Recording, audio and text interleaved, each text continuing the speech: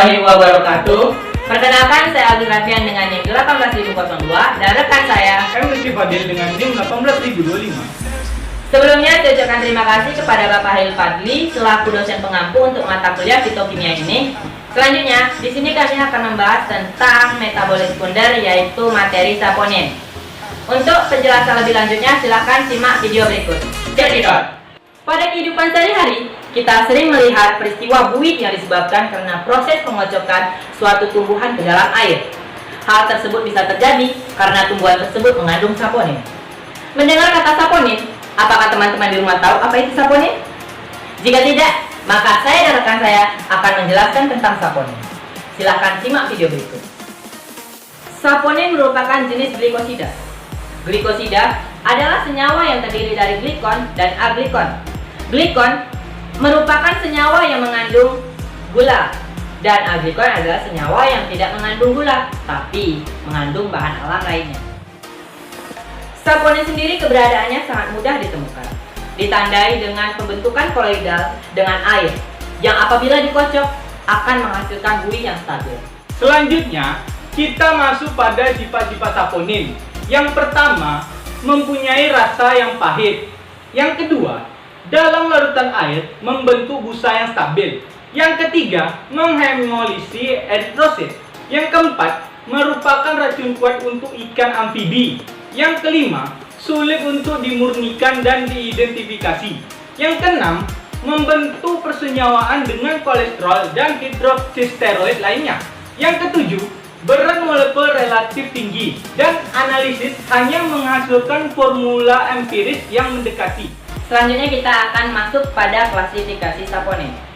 Berdasarkan klasifikasinya, saponin terbagi menjadi dua, yaitu saponin dengan steroid dan saponin dengan triterpenoid.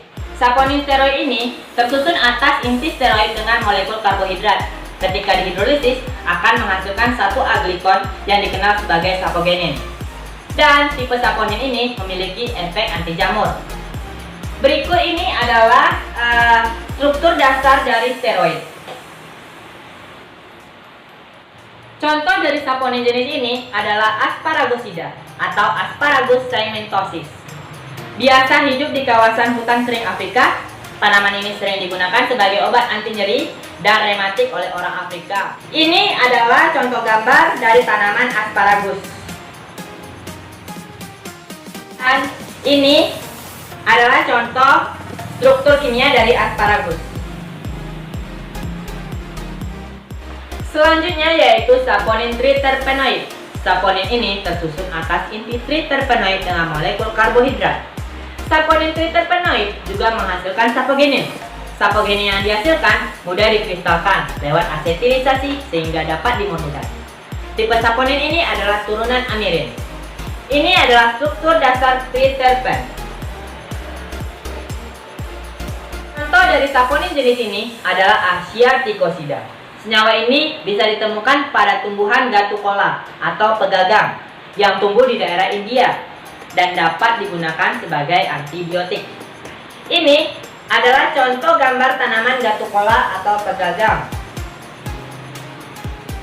Dan ini adalah struktur kimia dari Asiaticosida. Selanjutnya, kita akan membahas sumber penghasil dari saponin. Sebagian besar saponin ditemukan pada biji-bijian dan tumbuhan. Berikut tumbuhan yang mengandung saponin. Yang pertama, bunga kembang sepatu. Kandungan senyawanya, yang pertama mengandung flavonoid, yang kedua mengandung cyanidin diglukosid, yang ketiga mengandung saponin, yang keempat mengandung tannin. Nah, manfaatnya di sini pada penyakit tertentu dapat membantu melemahkan berbagai jenis organisme penyakit seperti batuk berdarah dan bronkitis. Kedua, bunga matahari. Bunga matahari mengandung senyawa polisakarida dan heliantoksid. Pada batang mengandung skopilin. Pada daun mengandung komfor dan luteolin. Pada bunga mengandung triterpenoid saponis. Pada biji mengandung minyak lemak dan asam organik. Nah, manfaat bunga matahari yaitu berkhasiat untuk menurunkan tekanan darah, serta pereda nyeri alami. Bisa juga untuk meningkatkan nafsu makan. Ketiga, kacang tanah. Kacang tanah mengandung protein, yaitu lektin. Selain itu, terdapat pula senyawa saponin dan isoflavon. Yang terakhir, mahkota dewa. Pada mahkota dewa, bagian tumbuhan yang mengandung saponin adalah pada daun dan kulit buah. Itu merupakan beberapa contoh tumbuhan penghasil saponin. Berdasarkan penjelasan yang telah kami sampaikan tadi, dapat kita simpulkan bahwa pertama, saponin merupakan jenis glikosida yang mengandung senyawa glikon dan aglikon. Kedua, berdasarkan klasifikasinya, saponin terbagi dua, yaitu saponin steroid dan saponin triterpenoid. Ketiga, sifat khas yang dimiliki saponin yaitu berbuih jika tumbuhan dikocok dengan air dan memiliki rasa pahit yang menusuk. Keempat, sebagian besar saponin ditemukan pada biji-bijian, tanaman makanan, juga pada daun di beberapa tumbuhan. Kelima, contoh tumbuhan yang mengandung saponin yaitu bunga kembang sepatu, bunga matahari, kacang tanah, dan bunga mahkota dewa. Itu merupakan penjelasan kami tentang materi saponin. Apabila ada kekurangan dalam penyampaian kami, mohon maaf. Kami akhiri. Assalamualaikum warahmatullahi wabarakatuh. Doesn't be